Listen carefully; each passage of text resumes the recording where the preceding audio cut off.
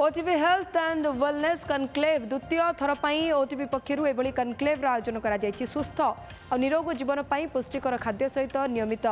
व्यायाम एवं स्वास्थ्य सेवा को नहीं देखा देउथबा आह्वान संबंध में मंचर आलोचना होची। राज्यर अभिज्ञ डाक्तर स्वास्थ्य सेवा सहित जड़ित व्यक्तिविशेष मत रखिंट चापमुक्त जीवन सरल सूत्र व्ययबहुल स्वास्थ्य सेवार स्वास्थ्य बीमार भूमिका पारंपरिक खाद्य एवं आधुनिक जीवनशैली गोष्ठी संक्रमण प्रतिकार चिकित्सा पद्धति में मातृत्वर उपलब्धि आह्वान और समाधान भली 5टी संवेदनशील प्रसंग को नहीं आलोचना। ए बुद्धिजीवी डाक्तर विभिन्न कॉलेज छात्र छात्री अंशग्रहण करछंती।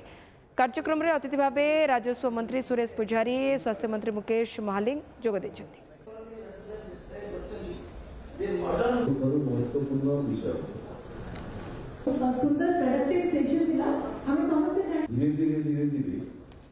ओटीवी तरफ जो मेंटल हेल्थ ये गोटे बड़ इश्यू आप देखुए ये गोटे बर्निंग टॉपिक एवं भारत सरकार एवं ओडिशा सरकार तरफ गोटे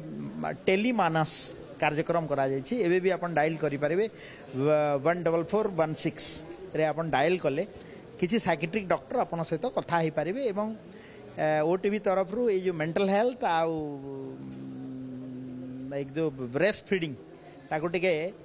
कम्युनिटी सहित ये कार्यक्रम जोड़िले मु भावुची लोक आउ टिके अवेयरनेस हे। ओटीवी आनुकूल्य जो प्रसंग उपर आलोचना चलती बहुत भल प्रसंग स्वास्थ्य सेवा जरूरी एवं स्वास्थ्य सेवा